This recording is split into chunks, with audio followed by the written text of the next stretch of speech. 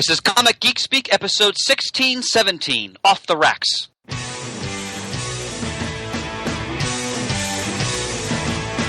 got it on Wednesday, and you was talking about it going to the volume up. These guys will talk about it, everything that geeks love. From tapes to laser beams, opinions like the seasons on everything you read. And comics, movies, games, toys, artists, Comic Geek Speak, Comic Geek Speak, Comic Geek Speak, Comic Geek Speak,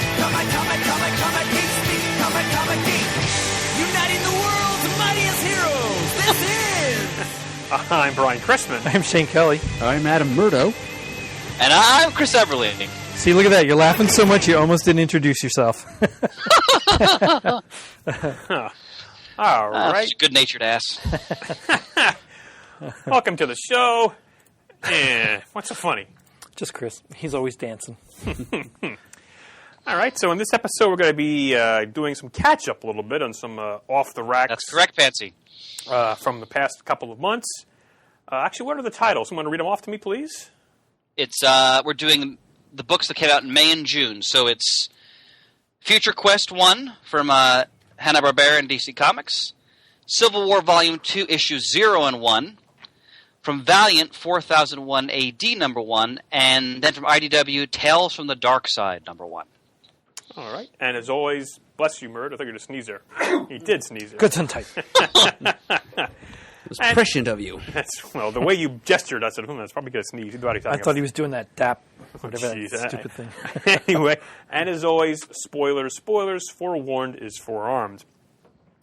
But this episode of Comic Geek Speak is brought to you by our good friends at Discounts Comic Book Service. Go to dcbservice.com for all your pre-ordering needs. And as always, whenever you pre-order any DC, Marvel, Dark Horse, or Image book, they're right away 40% off cover price. Most other publishers are between 20 and 35% off cover price. They do run specials on some issues. You can get them up to 50, 60, sometimes even 75% off cover price. They also run many bundles where you can get similar titles, like, for instance, all the Rebirth titles in one bundle for one low price. And also, when you pre-order any new DC or Marvel Trader hardcover, they are half off cover price. You can get your books shipped to you weekly, twice monthly, get bags and boards. They're great. We've used them for years and years. So visit dcbservice.com to get your books pre-ordered. I still have to put my order in. Whoa. Whoa, that's pretty late. It is pretty late for me. Shane, always down to the wire, right, brother? Oh, my God. I realized it last night, and I was trying to find time to do it. I'm like, that's not going to happen. So maybe tonight or tomorrow. Huh. It's really late for me. Yes. Well, I'm going to be, once again, your narrator, if you will. Books ahoy. I will read these solicitations. I will read the original solicits, but where do you want to start? What book do you want to start with? Chris Pickett. Shane, why don't you pick? No, I just say Chris Pickett. I went first. Oh, Chris my Pickett. God. We're all so giving. Yeah. Let's start with 4001 AD. Okay. So this is from Valiant.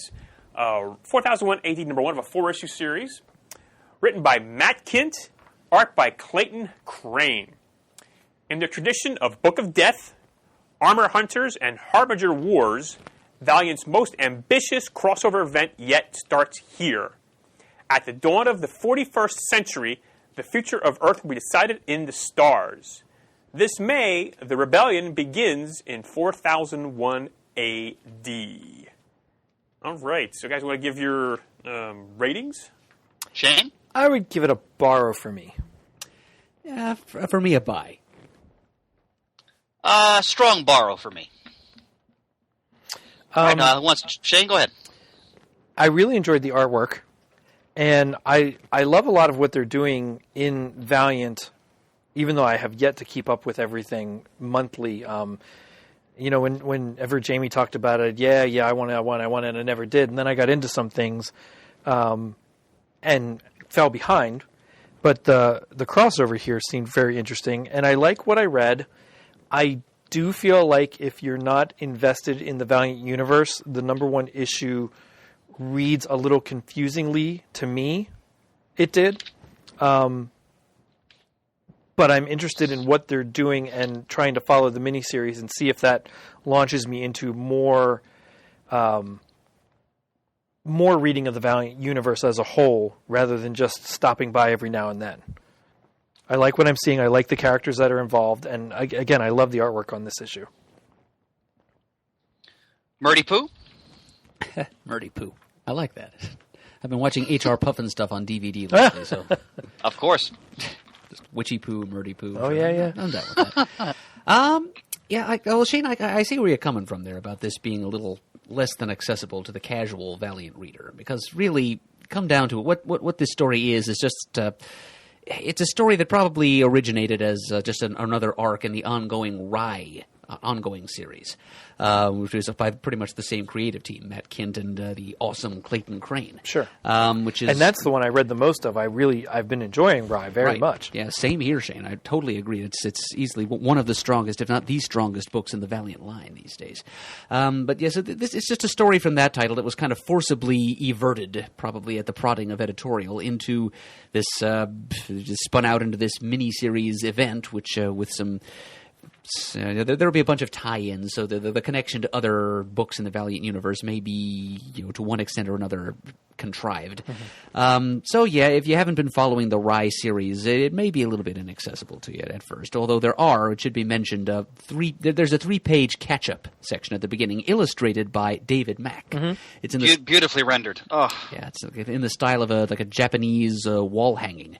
Illuminated with the little Japanese characters in the background, and it gives you a sort of a dreamy folktale type recap of what's been going on in Rye's story, and then the transition from that to the cold, hard science fiction reality of 4001 AD, I think, is pretty jarring and therefore effective because it's supposed to be jarring. Oh, sure. Matt Kint has shown that he does disturbing dystopia pretty well. There's just kind of a sense of, I don't know what word to use exactly for deracination or alienation in a lot of the stories that he does. So the story of this really wigged out future world in which the entire nation of Japan has been launched into space and is a self-sufficient orbiting community. It's like its own asteroid run by an artificial intelligence named Father. It's good science fiction. And Rye is like this messianic cyborg created by Father himself, who is he's a hero of the people, but he's unquestioningly loyal to this computer mind Father that created him, until he learns the fate of the human mother that he once had, who was just used and discarded by Father once his perfect little warrior Rye was created. And then he begins to question everything. He goes off the reservation, as it were, and becomes kind of a rogue. He goes down to Earth, actually, and lives among the people who are left down there in the post-apocalyptic wasteland that Earth has become. Meanwhile, things get progressively worse up in New Japan because a young woman whom Rye has influenced, named Lula, who is a major character in this story, dropped a computer virus bomb into the heart of Father, and so now Father's control over New Japan is seriously weakened, and Father is jettisoning huge chunks of New Japan to fall to Earth, with the people still on them. Boy.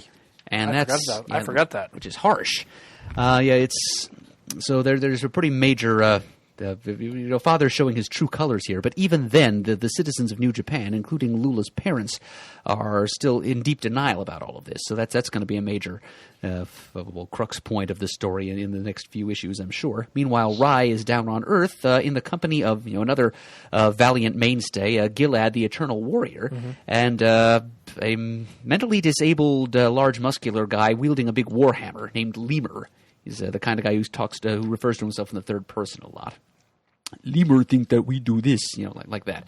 And they come across a giant exo war suit, which is a neat effect. And by the end, they go back into space using this exo war suit. And the ending is really strange and really unexpected. I'm not sure. I'm not even going to spoil it, but it's kind of a Michael Bay moment, really. Yeah, I'd go along with that. Yeah, so a little out of left field, but fun to see. Good, well visualized. And I totally echo your praise of Clayton Crane's artwork, Shane. I've been wowed by it for a couple of years now, as I know you have been too. So that is, it's gorgeous. There's one scene where a dinosaur hunting park has, shades of Turok Dinosaur Hunter is jettisoned. It's one of the first sections we see of New Japan. Detached from New Japan to fall to Earth, and so we get to see the dinosaurs burning up on re-entry. It's horrible, but it's beautiful. So yeah, Clayton Crane's art is just delicious. I also need to give props to letterer Dave Lanphier for the very large font he employed. I'm just kind of a sucker for large lettering in comics. Maybe it's just the myope in me.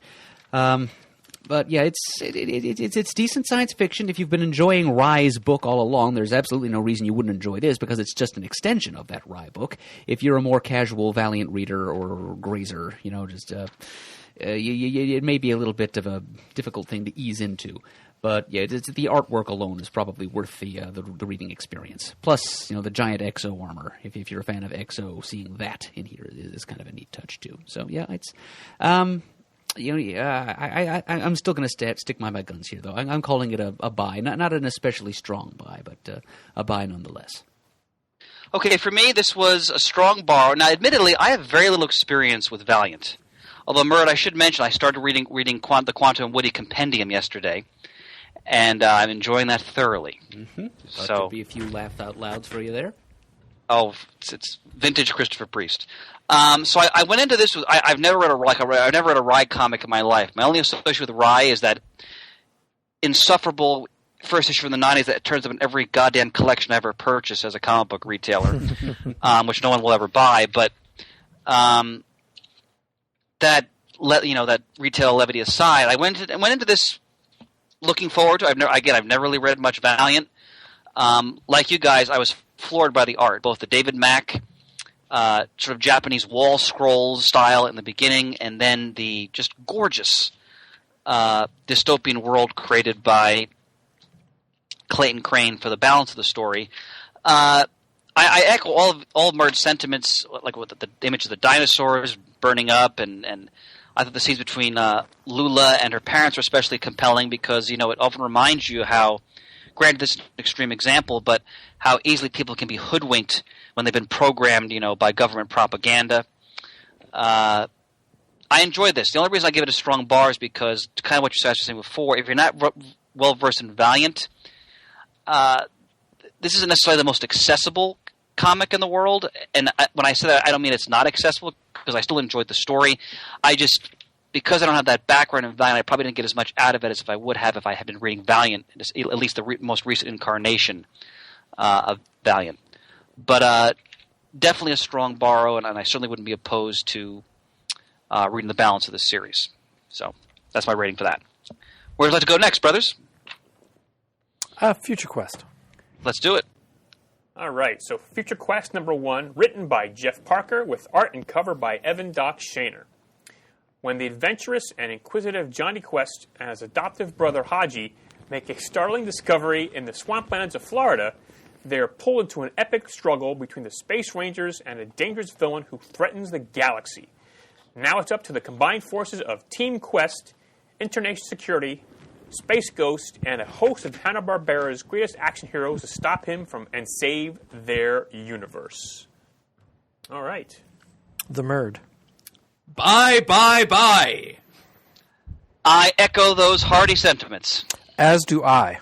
Murd, why don't you start? Oh, I would be delighted. Well, I must tell you, gentlemen, it seems, perhaps I'm being unfair or my memory's being selective, and I apologize to any comics I'm slighting by saying this, but it feels to me like it's been a long time since I've gotten such pure pleasure as I got out of reading this comic. To review it, I read it several times over, and I enjoyed it thoroughly every single time. And it's a rare thing that you see a comic that succeeds so well at what it set out to do, that just so perfectly strikes the precise right tone and it just comes across exactly. It finds exactly the right voice and the right balance it needs to be the kind of comic it's setting out to be. And then this comic gets it exactly right. Jeff Parker he seizes on these classic, it's like Saturday morning Hanna-Barbera characters from yesteryear, and he's able to weave them all together.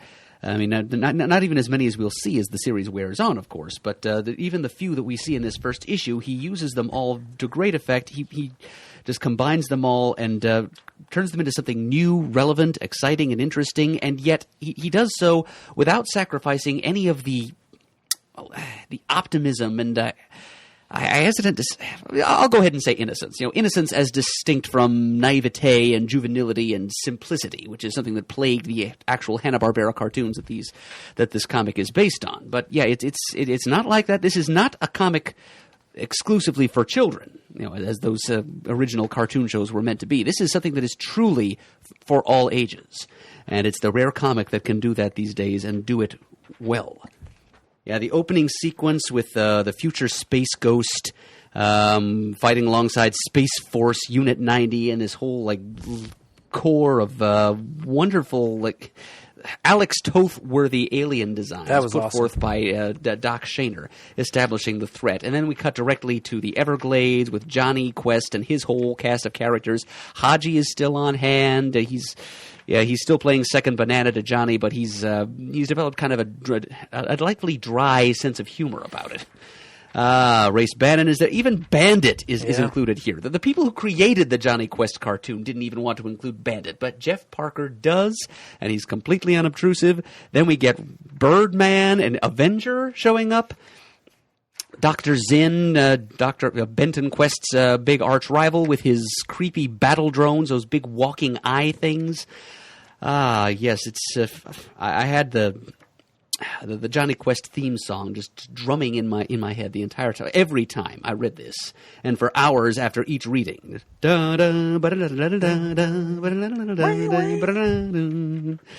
so I wasn't present for the original run of the Johnny Quest cartoon, but I did get to see the fantastic world of Hanna-Barbera in syndication in the 80s, so I was introduced to Quest and Company that way. So this is in a way no less nostalgic for me than it is for some older readers of this comic and listeners to this podcast, or participants in this podcast who might have been there to see Johnny Quest the first time around. Of course, quite a few people listening have probably seen the reruns on Boomerang over the last few years. But yes, this issue is just full of such great excitement and clean-cut fun and action, and none of it is too childish. Of course, as I've already said, this it's written to a sophisticated palate, but it's not done so in a way that's in any way cynical. It's not too violent or bloody or anything like that. None of the turnoffs that one tends to encounter, in the mainstream DC universe, for example, when they're trying to update like a '60s entertainment property for a modern audience. This is one comic that does that better than anything else that DC is doing right now. Or better than almost any other comic on the market, for my money, frankly. It really is fantastically entertaining. The artwork by Evan Shaner, of course, is wonderful. There's even a few pages kind of randomly thrown in the middle here of Steve the Dude Rude artworurt. There's a little sequence set in partially in the villain Dr. Zinn's headquarters. Yes, it's there's a sort of Asian aesthetic, the theme to his decor, and the sort of psychedelic view screen he has as he's viewing the alien monster Omnicron, who's going to be the major bad guy, the heavy, the threat that not only causes all of these Hanna-Barbera characters from different realities, different worlds, to converge on Birdman and Johnny Quest's world, but he's also seen fighting Space Ghost at the beginning of this issue and also on Dr. Zinn's screen. So yeah, Steve, I just like to see Steve Rude getting work since I love his art. It is a little bit obtrusive coming as it does in the middle of this story. But it's what I'd call a welcome intrusion. It's kind of like if your house were broken into by your favorite celebrity in the middle of the night, just so he can come in and sit down on your sofa and talk to you for hours on end about nothing. Well, I also took it as when I got to that page, it was like watching the 60s Batman when they'd go to the villainous side and the camera was a little tilted. I loved it. Yeah, I loved it, and it was obtrusive, but it was part of the charm of it. You go into the villains, it looks a little different. That made sense to me. Yeah, and his take on Birdman is great, too. Yeah. And when he absorbs the sunlight, he says his little mantra there, I fly for the glory of Ra. The sun is my strength, the sky is my home. Birdman! I saw a few episodes of that on Cartoon Network back in the 90s, and I thought at the time it was one of the dumbest things ever made for television, but I really enjoy seeing it, dusted off and brought back into comics into relevance here in this form. And a couple of neat little in-jokes are, like, for example, when Ray Randall, secretly Birdman, gets off the seaplane at the Quest headquarters, he remarks, I like all the sun, because his powers are solar in nature. And when Dr. Quest overhears him and his companion coming down the hallway, he says, I wasn't spying on you. Mr. Randall's voice carries. And, as in, Birdman!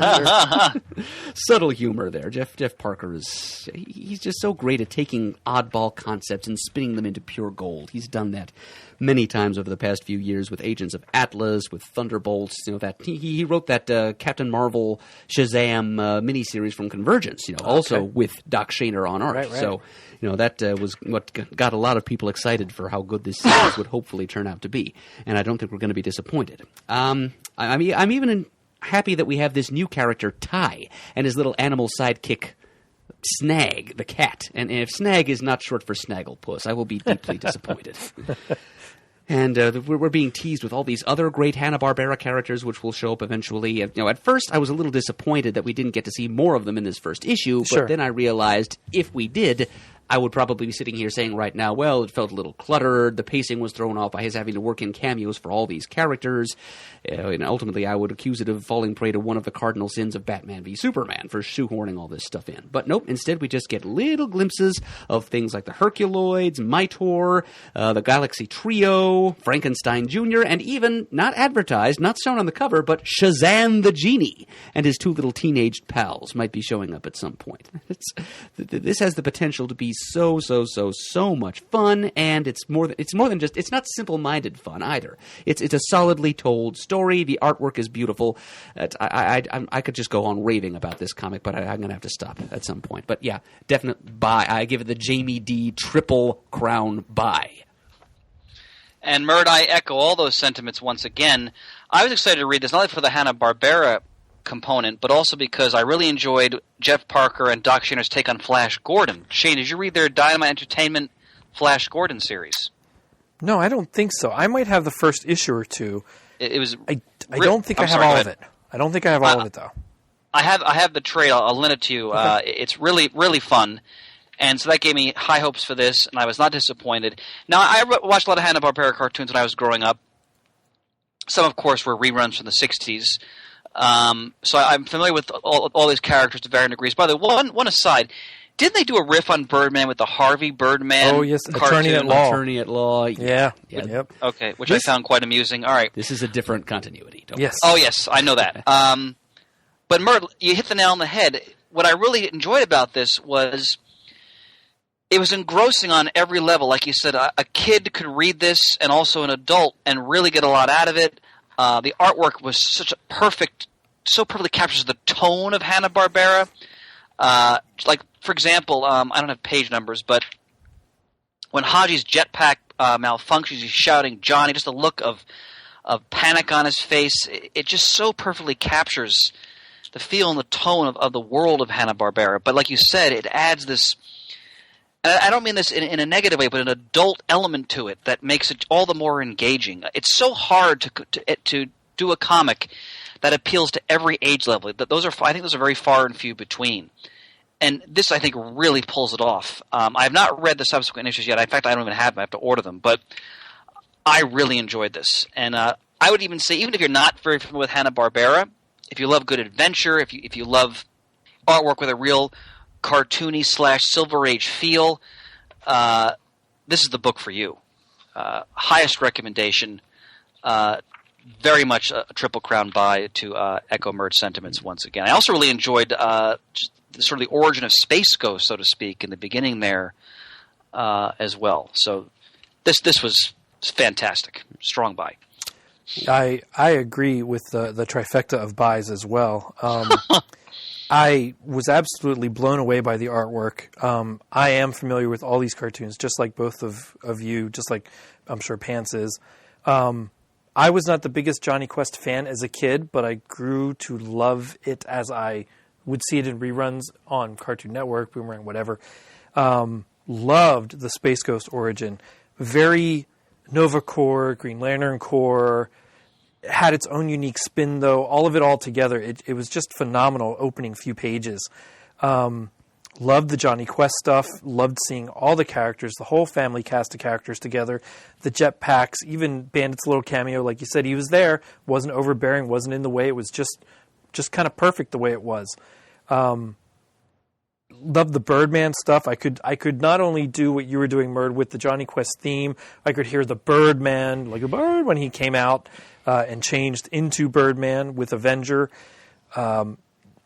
Loved, like I said, loved when they went to the evil couple pages, and it just made sense to me to be a little bit jarring because it's the bad guy. He's supposed to look a little bit more menacing, a little bit more sinister. Wherever they are, whatever headquarters lair, it looked great being in that tone wash of red and orange and related things. That psychedelic screen just is phenomenal. Jordi Belair on covers there. The colors there. The Eisner Award-winning colorist of It's Saga. just gorgeous. Love the little teases of characters which may come into this. I was a huge Herculoids fan. I can't wait for them to come in. This just couldn't be any better. I too, at first, thought, I wanted to see more of them, but I'm excited to see them all crop in appropriately as the series goes on. They didn't have to show up in this first one. This one was so jam-packed the way it was that I was thrilled. I have Wacky... That's not right. I have Scooby Apocalypse, the first issue or two. I don't have anything else. This is what I was hoping from all of it, to be something similar to this in look, in feel. I don't think the others will hold up like this does for me. The way the Flintstones look, I know there's people online I keep seeing that love it. There's a chance. Have you read the first issue? No, I haven't. That one seems to me, sight unseen, to stand the second best chance to get it right. That's what I'm thinking too. And then the others filter in below that. But when I first kind of heard, saw, and read about this Hanna-Barbera line coming out, this Future Quest is the epitome of what I was hoping for out of all of it, and I'm thrilled beyond belief that we get it in Future Quest. If nowhere else, and the other ones, if they're great and they do fine, hey, that's perfectly fine. Me personally, I wanted more like this, and I'm just thrilled to have this. So, yeah, I'm very on board for this. I'm very excited to see what comes next in all the future issues. I hope it goes on for a very long time and tells a very compelling story, and they're off to a great start. So definitely a Triple Crown, highest recommendations. Every idiosyncrasy, idiom, whatever you want to say, everything we could possibly say to say, yes, buy this, buy this. Quick question, because I'm brain farting. Was Thundar the Barbarian a Hanna-Barbera character? I wondered that too. I don't think he was, because I think he should be included in this if it was. I want to say he was later. He might actually have been a part of that Fantastic World show that I was just talking about. I remember watching him in the 80s when I was a kid. No, I'm wrong. He was a Ruby Spears production. Okay. My mistake. Okay. Fair enough. All right, how about Civil War? Sure. Pants, fire away. Wait, you want 0 and 1 at the same time? Sure. We'll do them together, yeah. All right. Civil War 2, number 0, and written by Bendis with art and covered by Olivier Coipel. From the creative team that brought you House of M and Siege comes a blistering first chapter in Marvel's new explosive event. Watch as the players are introduced and the table is set for a storyline that fans will be talking about for years. And then number 1, it's Bendis writing with art by David Marquez. It says, "It's here, the explosive first chapter in the comic event everyone will be talking about." Not true. And we, well, everyone's not talking about it. You're overselling it, guys. Anyway, and we come out swinging with a blistering, double-sized first issue from the creative team behind last year's best-selling debut of Invincible Iron Man and Miles Morales. A new Inhuman with the ability to profile the future emerges, and ramifications ripple into every corner of the Marvel Universe. Lines are drawn, bodies fall, and the Marvel Universe will be rocked to its very core. The action starts here? I'll give it a borrow. Is that for both of them?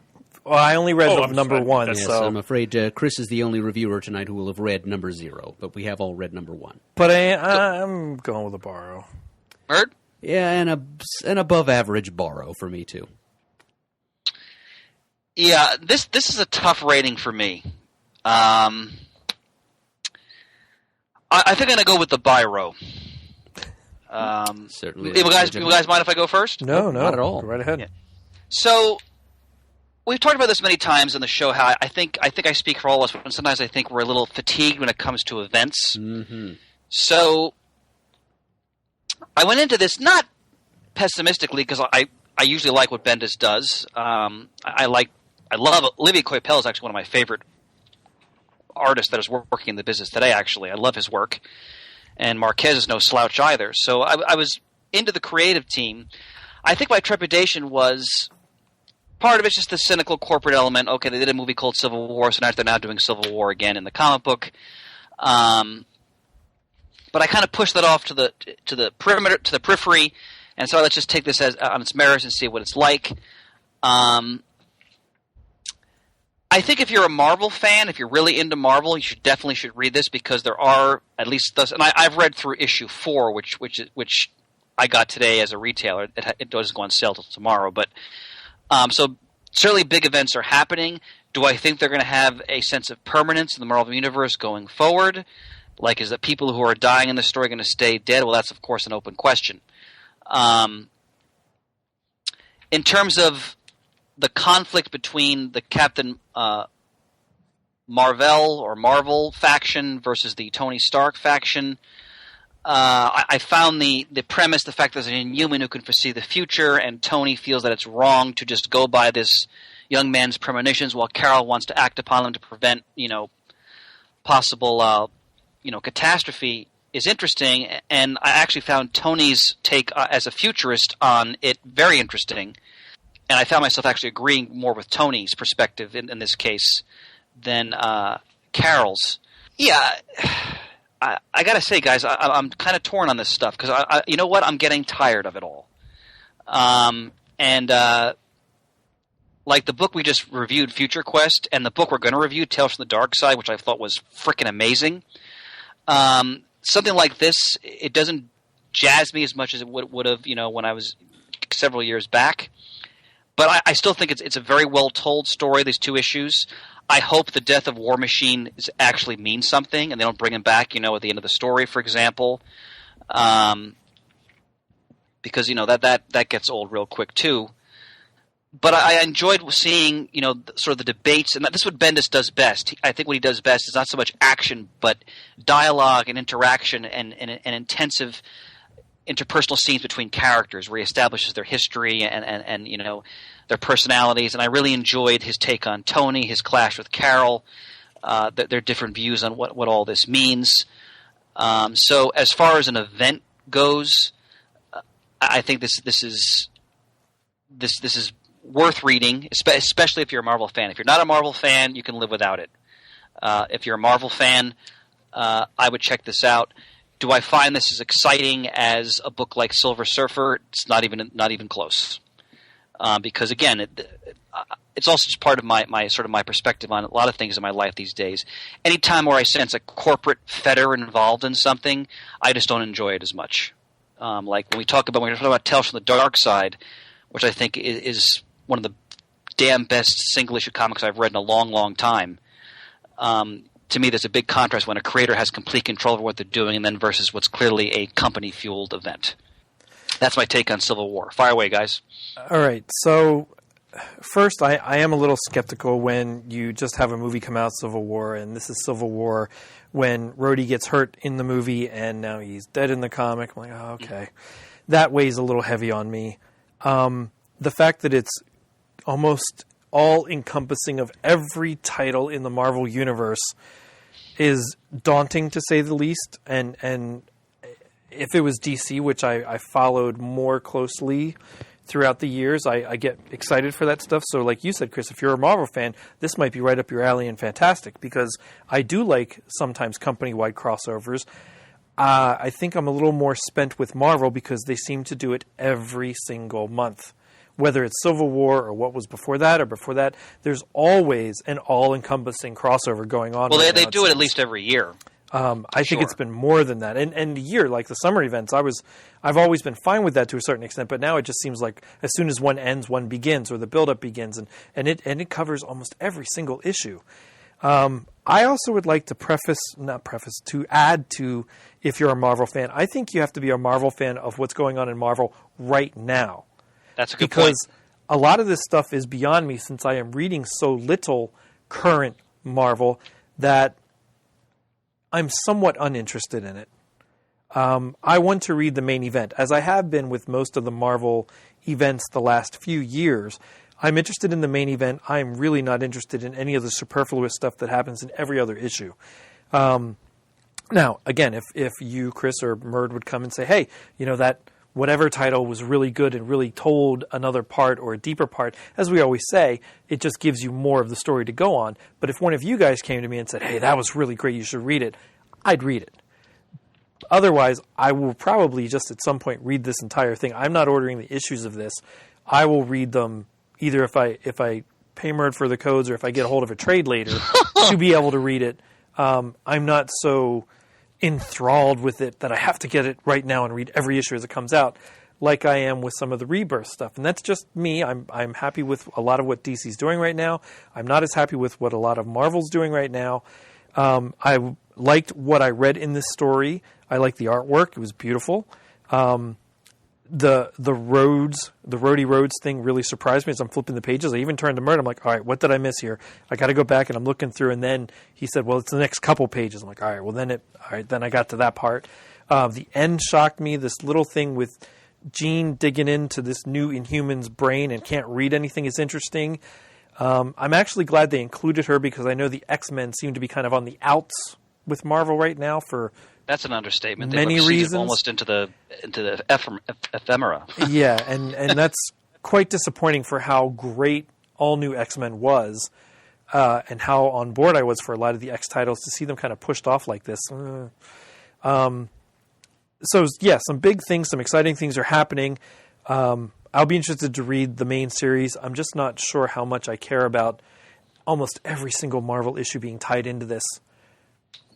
But I ebb and flow with that. And I'm very bipolar. If this was something new and exciting, and I like Secret Invasion at first was very exciting to me, I didn't mind it being in everything.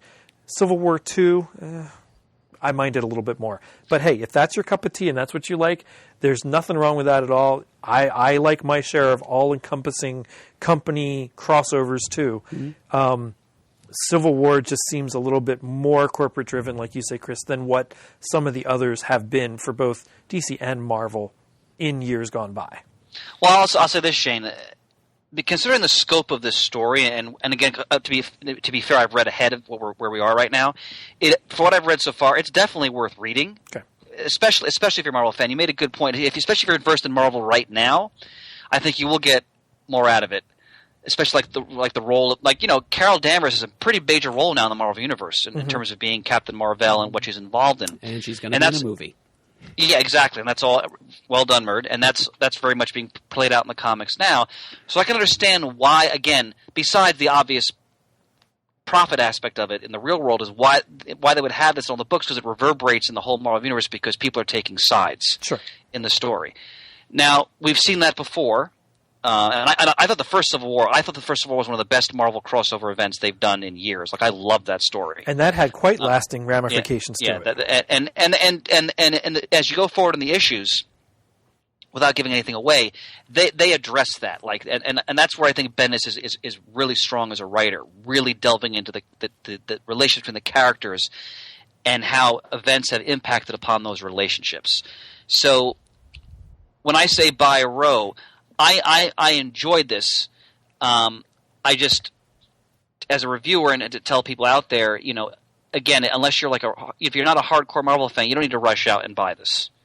And at least borrow it, because it's a good read so far. And I'm happy the way Bendis writes these events, where you can just read the main series if that's all you want, and it makes perfect sense. Oh yeah, Murd, go ahead. Oh sure.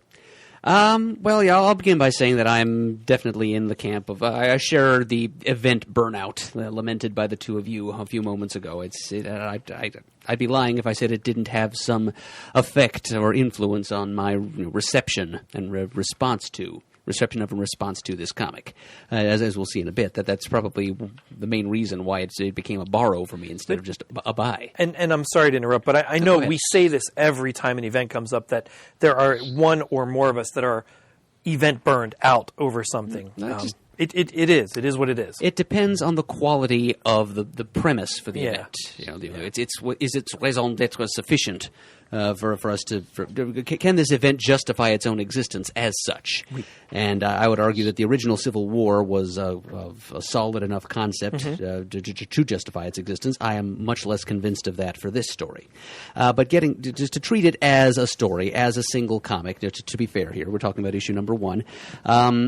I thought this actually was a pretty well-told story for the most part, and I thought it was an effective first issue. The little sequence with Ulysses running through the campgrounds at in Columbus, Ohio, and the Inhumans recruiting him, that was a neat way to start.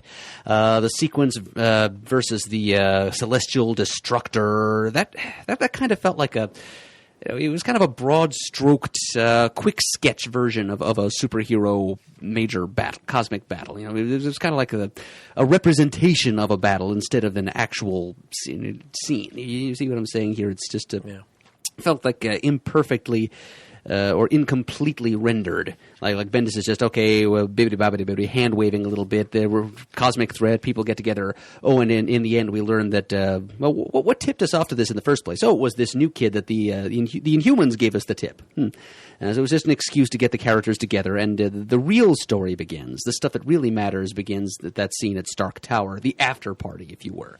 That opening sequence was just kind of a little bit of splashy action, not really altogether filled in. And I was a little depressed on a personal note at how many of the characters in that sequence I did not recognize. A little out of touch with certain corners of the Marvel Universe these days, I guess. But then we get down to the party scene, and Chris hit the nail on the head when he says that this the sort of thing that happens in this scene is what Bendis does best as a writer. Just people standing around talking, the dialogue, the teasing out of personality traits and the revelation of relationships between characters in the things that they find to say to one another.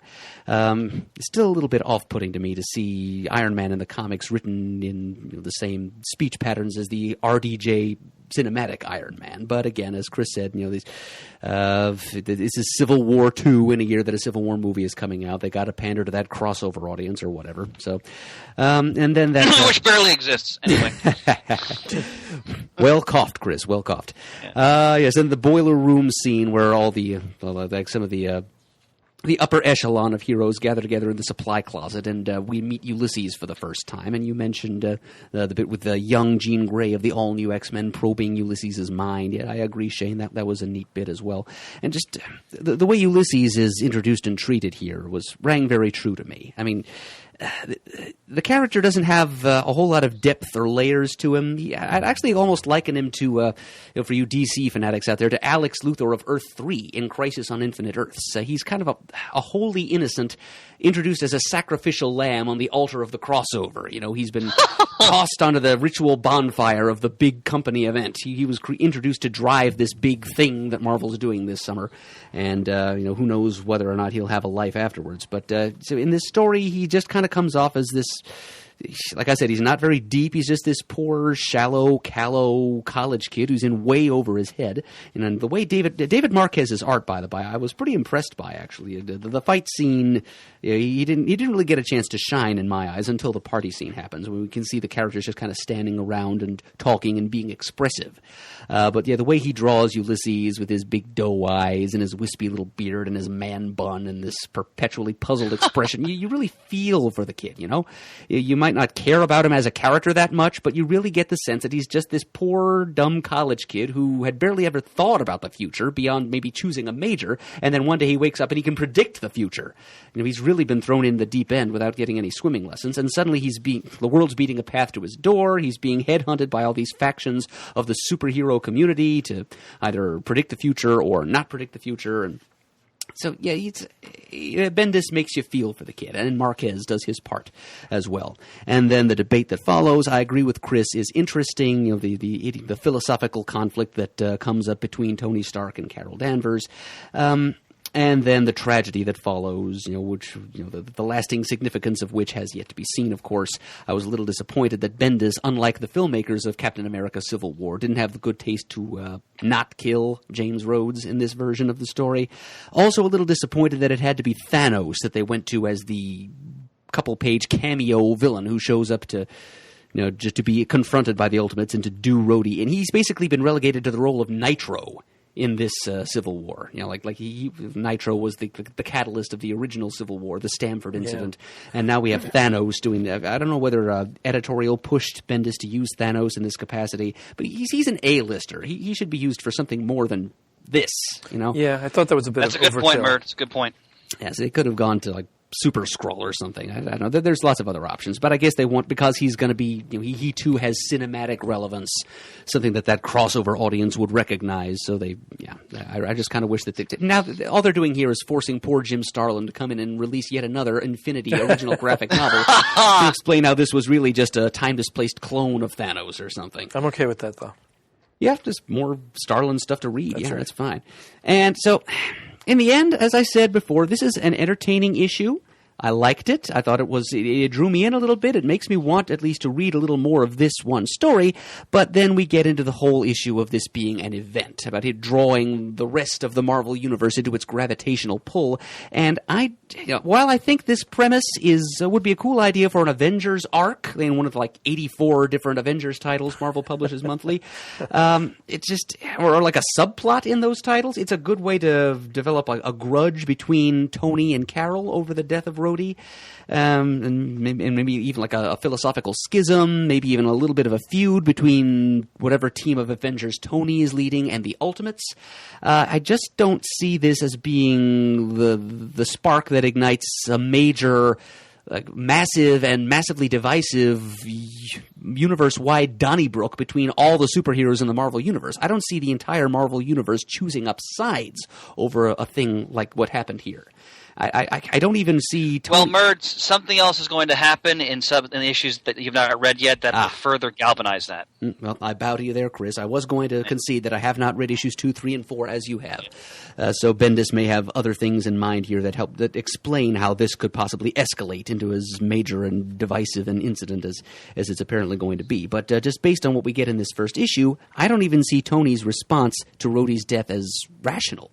I mean, I don't see that this as being that much different from the Avengers getting an alert from the Coast Guard or something that Thanos has touched down, and they go out to confront him, and Rhodey dies doing that. I mean, it's the fact that they got a little advance inkling that he was coming from this Ulysses kid, the Inhuman.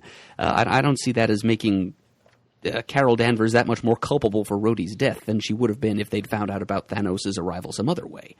So there's that. Yeah, and the whole thing with I don't think Ulysses and his powers are as controversial as this story is making them out to be. I mean, it's not like this is the first precognitive character that's ever appeared in the Marvel Universe. I mean, you didn't see people making this kind of fuss over, say, Madam Web a few years ago, and she had the ability to see glimpses of possible futures, too. Or Destiny. Yeah, certainly, of the Brotherhood of Evil Mutants, Mystique's old friend. Yeah, there have been a number of different characters who had prescient abilities in the Marvel Universe, and they've never been in the center of this kind of crap storm in the Marvel Universe. And I'm also a little disappointed in Bendis for not having somebody crack a Minority Report joke. I mean, it's right there. It just seems like a no-brainer. It's exactly the kind of thing he would do. And yet he disappoints us. Does he in issues 2, 3, or 4, Chris?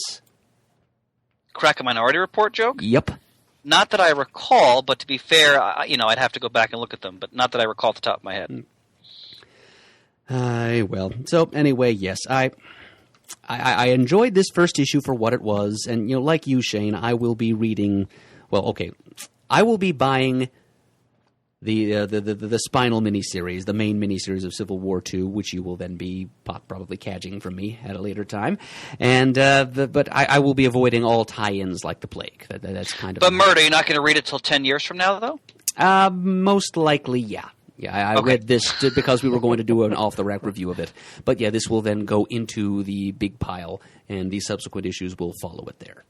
Epic. So, I'll flip through them. I'll find out who else dies. I'll find out the final fate of She-Hulk, whether she too is a casualty of Carol Danvers' decision, if indeed it can be called a casualty of that decision. So yeah, I'll be following along, but I still remain unconvinced that this premise is really plausible, or the best explanation that could have been come up with for this whole big schism thing that's happening in this series. I'm going to finish by saying one thing. I almost kind of wish that Kurt Busiek could have been called out of semi-retirement to come in and act as plot advisor, because this is the kind of exploring the ramifications of things like this is one of the things that Busiek did best as a writer. Yes, absolutely. Yeah, so if he could have advised Bendis on plot and just let Bendis do the dialogue, that would have made this series much stronger, in my opinion. So I give it a kind of a strong borrow. Not even a biro, just a strong borrow. All right. Tales from the Darkside. IDW. Joe Hill's nerve-shredding reimagining of Tales from the Darkside never made it to your TV set, but the dead are restless and refuse to stay buried. This summer, IDW releases Darkside, a 4-issue comic book adaptation of the episodes written by Hill and illustrated here by Lock and Key co-creator Gabriel Rodriguez. 3 stories of the macabre and malevolent, one could have been, should have been TV epic on paper with pictures that don't move.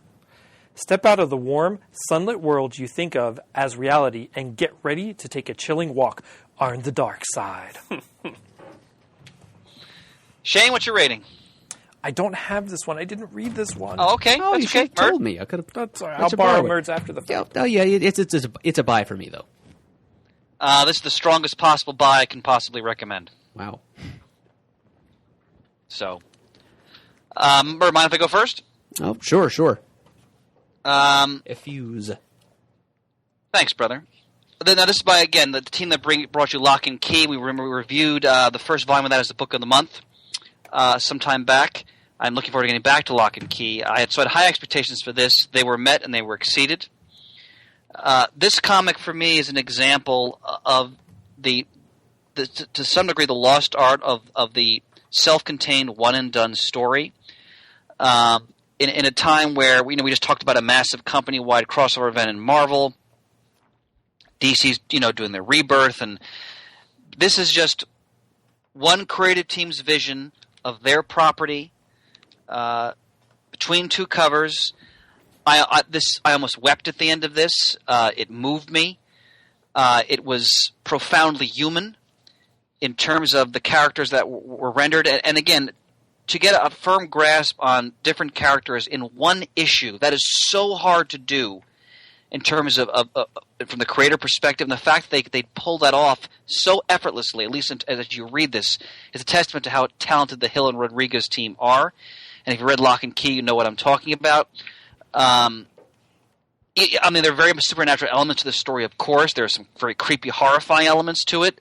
But at the core, this is a story about a young man who, whether it's for supernatural reasons or not, made a terrible mistake, and he's trying to make good on that mistake and the impact it has on those around him, especially the girl that he sort of let get away. It's also a story about grief and the inability to move beyond the most unimaginable loss. In this case, the loss of your partner. They just don't make comics like this anymore, ladies and gentlemen. I think this is as good as it gets right now in the comic book medium.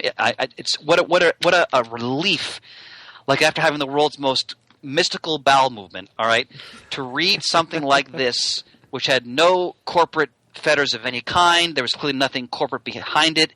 This is the vision of a creative team, and it was just such a breath of fresh air to read this and to be so deeply moved by this comic. And it's just another example of what the comic book medium can achieve, especially when a creative vision is left to its own devices. So this is the highest possible recommendation I can give. All right. Speaking from the heart there, and a little bit from the colon. I It's a strong buy for me. Not quite the strongest possible recommendation you've given it, Chris, but it is definitely a solidly told little tale of horror, suspense, and the supernatural. It's as you said, Chris, he does Hill, and we need to give a little bit of credit to Michael Benedetto, who has adapted the original teleplay for the unproduced Tales from the Darkside series that Joe Hill had conceived for the CW network for comics. I was a little bit disappointed to learn that Hill hadn't done that himself, since we learned from his Lock and Key time that he had actually fallen in love with telling stories in the comics medium, and here's a chance to do a little bit more of that, but instead we just had Michael Benedetto come in and adapt a couple of his TV scripts for comics. So what Hill and Benedetto have done as Chris pointed out to us, constructed several characters and several, difficult situations for those characters. Emotional, just raw emotional turmoil for them. The grief, the self-recrimination, the rage felt by the main character, Ziggy the lifeguard, and the man whose wife died supposedly as a result of his negligence, falling asleep on the job. And things sort of devolved from there into this freaky-deaky supernatural situation, sort of typical of the sort of thing that used to happen on the old Tales from the Darkside show from George A. Romero, which used to freak me the heck out on TV in the 80s. When I was like 4 years old, I was babysat by some high school girl who probably would have been a goth if she'd been born like 10 or 20 years later, who tried to watch Tales from the Darkside with me while my parents were out. And you were 4? Yeah. This was a Saturday night. I was terrified. I quickly changed the channel to Hee Haw. Hee Haw saved my sanity. That's an edgy babysitter there, Mark. Yeah, and she tried to get me to change it back, and I all but screamed in her face. And yeah, my parents heard about that, and that woman never babysat for me again after that. But yeah, I've seen a few episodes of the show since then, when it wasn't likely to scar me for life. And some of it was very low budget, but much was done with little, and there were some pretty creepy scenarios put forth there. A lot of them were kind of the ironic punishment format or type, and that's kind of what's happening to Ziggy the lifeguard here as a Darkside event happens. Where, there was a very loose connection between all of the original episodes of the first volume of that TV show in the 80s. The introduction to the show always mentioned that the text of the introduction is reproduced in the back matter. Man lives in the sunlit world of what he believes to be reality. But there is, unseen by most, an underworld, a place that is just as real but not as brightly lit. A dark side. And the synthesizer hits and then we're seeing kind of an image of a sunlit country lane, and suddenly the camera goes to a negative shot, and everything's all dark, and the shadows have become light, and so it was a creepy effect in an 80s low budget kind of way. But yeah, the idea was that there was this sort of hellish other dimension that's just separated by a mere hair's breadth from the reality that we think we know, and so this breaches or incursions of this sort of dark, demonic, supernatural realm into our world, or what that show was all about. And here, probably to me, I think the most interesting, as well told as the story of Ziggy the lifeguard and his sleepwalking through life was, and the eerie, involuntary superpower he gains in the course of this story, the thing that made this most interesting for me, and this was Hill's real hook, I think, when he pitched this series to the CW, was that unlike the original Tales from the Darkside series, which was just strictly episodic, one-off, no connection whatsoever, but from one horror story to the next, here there's kind of a running thread, a sort of continuity between like all these different spooky incidents, all these different horror stories have a common cause, a common underlying background to them. And so we're introduced to a mysterious character. Well, we never hear his name. He's only in the story for like 3 pages. He runs to Ziggy. To me, the creepiest part of the whole story, really, is when Ziggy finally emerges from his cocoon of self-loathing and comes outside, and then suddenly everything goes a little bit dark around him. It's kind of like what I said about the negative image of that country lane in the opening of the old TV series. And he sees a crow with a forked tongue perched on a stop sign. He sees a 3-eyed cat, which is scary as hell. He sees wilting daisies all around. And this guy just runs up to him and says, "Darkside event! You're right at the center of it." So apparently this is something that's going to happen repeatedly to different people in different situations. And so these little horror creep show morality plays that the Tales from the Darkside show specialized in are going to have like a common thread thread running through them, and this guy in the leather jacket is going to be kind of at the heart of it. And I think we're told by the end of this first issue that issues 2 and 3 are going to be a 2-part arc called The Black Box, which is going to tell the story of this guy in the leather jacket and possibly give us some more insight into what the Darkside is and what Darkside events are. So this is more than just a loose-knit little horror anthology, folks. Well done as the stories in this anthology are bound to be all the way through the 4 issues of this series. There is a connection. So there is a little something extra added from the old Tales from the Darkside series concept, which I think makes this series even more worth checking out if you're kind of on the fence about it. That I think that might be the fun twist that should rope you in all the way. And let's also give a bit of nod to Gabriel Rodriguez's fantastic artwork. Absolutely. He was the artist on Lock and Key all the way through. His style, the style he's using for this issue is a little different from what we saw in Lock and Key, but you can see that he's evolved a little bit from the beginning of that series. The 2-page spread on pages 2 and 3 as Ziggy sort of gives us a dream flashback recap of his life over the last year or so. Literally a dream recap because he's falling asleep on his lifeguard stand in the process. It's just a really... I love the panel structure. I love the way it's kind of like the swirls of oil in a puddle on the ground. And just his artwork in general, the line... there are spots that remind me a little bit of Art Adams' artwork. And if there's one thing we need more of in comics today, it's art styles that remind me of Art Adams. Hear, hear. So yes, and it's a fantastic atmospheric little morality play, dark, spooky horror story. It's a little bit reminiscent of the stuff that you'd find in the old like Marvel, Tales of Suspense type anthology series, but better. It's worthy of the old Tales from the Darkside show, but as I've said, there's a little bit more to the creepiness this time around.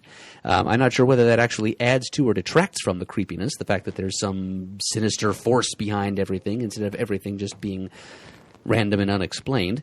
But there you are. There it is. I think that's going to make this series even more appealing to some people who are on the fence, which is why I mention it. So anyway, when all is said and done, it's definitely a buy for me. That's all she wrote. Yep, I think all has been said and done. Now, You want to mention our next OTRs? upcoming Thank you. is Shane, clutch. July. It's comes Ladies' Month coming up. Batgirl right. and the Birds of Prey. Was it number 1 or Rebirth 1? Rebirth number 1. Rebirth 1. Rebirth. Didn't matter because I got them both. Betty and Veronica number 1 and Faith number 1. August is Superwoman number 1, Deathstroke Rebirth number 1, and Kill or Be Killed.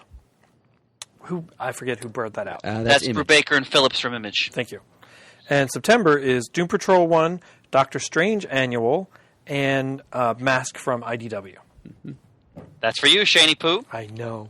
I'm excited. Oh, gosh, I'm putting the phone away. There was a panel at San Diego about this whole Revolution thing, the Hasbro IDW partnership. Yeah, I'm trying to look that up, too. There was nothing in there about visionaries, though, damn it, and But there needs to be.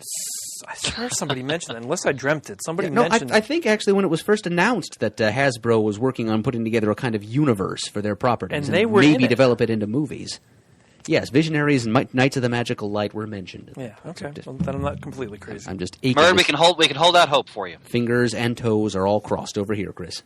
Head, shoulders, fingers, and toes. Well, is there anything else anybody's ready to chat about? Well, I've read out of the first month's release of Rebirth titles and their number 1. So that would cover the 2 issues of Action, the 2 issues of Detective, Batman, Green Lantern, Green Arrow, I think Superman. Did you mention Titans? Titans. I've read all but 7 number 1 issues and the second Action and the second Detective. But I've read all the Rebirth and all the first issues back.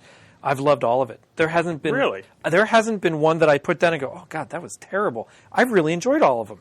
I don't know if I want to enjoy it that much. I don't know if I'm just that excited about it. But I'll tell you what, I'm having a hell of a time, a great hoot time reading these books. Great hoot time.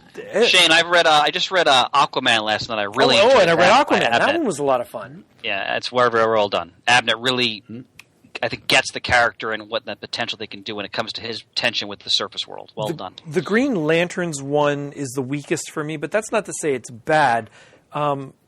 I'm just not as enthused about those two new Green Lanterns being the top billing on a Green Lanterns book when I want to see Guy Gardner, Jon Stewart, Hal, and all that. I know Hal's and Kyle Rayner's coming later, but that's not to say it's bad. If I had to pick one as the bottom of my bucket so far, that would be it at the moment. But Titans was out of this world. That one and Batman's probably my favorites. And I liked what they're doing with the first issue of Detective. I'm very excited for this team and Batwoman being involved the way she is. It's surprised me how much I've enjoyed these first Rebirth issues. So I'm very excited for this universe to coalesce again. Shane, I have several of those books on my pile I have not read yet, but the fact your compliments of them makes me even more excited to get cracking because I've only read Aquaman, so I got a lot more to catch up on that. I just wanted to comment, the David Walker, is it Sanford Green? Yes. Power Man Iron Fist is so good. It's easily one of the best titles Marvel has right now. It's so fun, yet it's so reverent to the history of those characters. I can't compliment it enough. There's been 5 or 6 issues. I've enjoyed each one thoroughly. Also, I just read last night David Walker's first issues of his Nighthawk series in terms of the Nighthawk from the Squadron Supreme world. Who's now in the main Marvel continuity because his world was destroyed, I think, in Secret Wars, if I remember correctly. Outstanding. David Walker is in the running for me as Breakthrough Talent of the Year. Between what he's doing on Power Man Iron Fist, Nighthawk, and his work on Shaft, just an outstanding writer. I can't compliment what he's doing enough. And again, I have to go back to the Vision. I just read the latest issue. Mm-hmm. That is, without question, besides Silver Surfer, the most cutting-edge, daring, innovative book Marvel is producing right now. Now, let me rephrase that Tom King is producing right now. It's so thrilling to see an established character being taken in a direction that you would not expect, that is in some ways horrifying. And I salute Marvel for giving King the room to tell his story, because I think it's only going 12 issues, if I remember correctly. That's correct. And he's exclusive and to DC after that. Yeah, so this is one of the most exciting series Marvel's produced in quite some time. Also, the Black Panther series that Ta-Nehisi Coates and Brian Stelfreeze are producing has been excellent so far. It's a very different – I shouldn't say different, but it's a different – it's looking at the Black Panther in a different perspective because it's sort of looking at – we're very accustomed to the very confident Machiavellian king, and this is a Black Panther who – the underpinnings of his world are coming unraveling, coming undone, in terms of his throne and his kingdom and the, like sort of the dynamic of his society, and it's a really interesting take on that character and on the world of Wakanda. And we'll segue right into that book coming out in the fall, World of Wakanda. Looking forward to that as well. So I'm really jazzed by the approach Coates and Stelfreeze are taking so far with a character that I'm obviously deeply loved. So.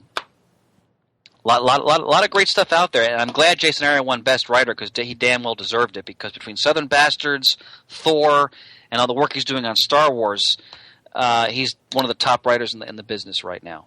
So, Pants, what won Best Continuing Series for the Eisners? All right, the Best Continuing Series actually went to Southern Bastards. All right. Well,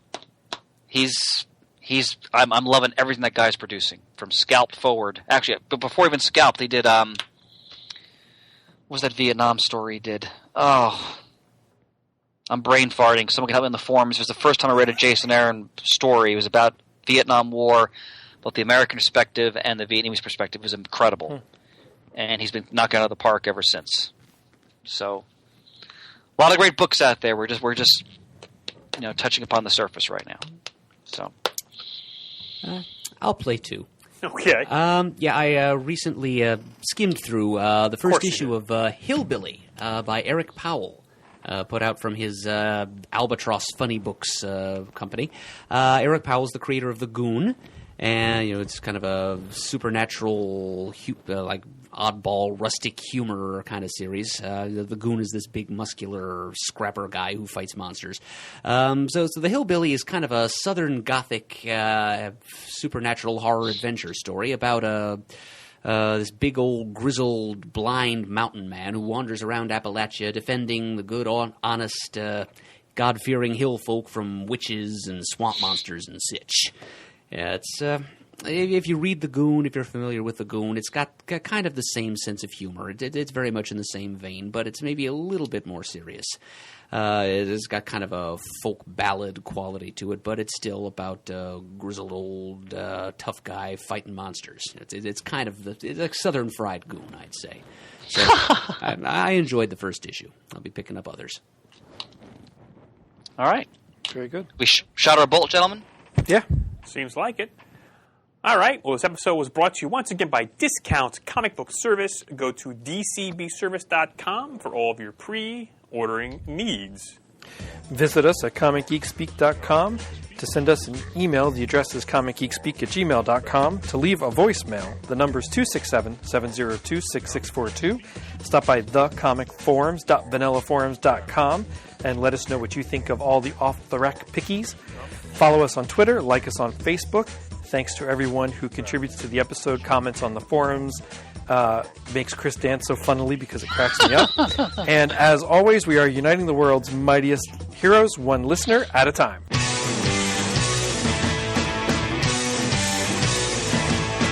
got it on Wednesday, and you was psyched about it going to the volume up. These guys will talk about it, everything that geeks love. From capes to laser beams,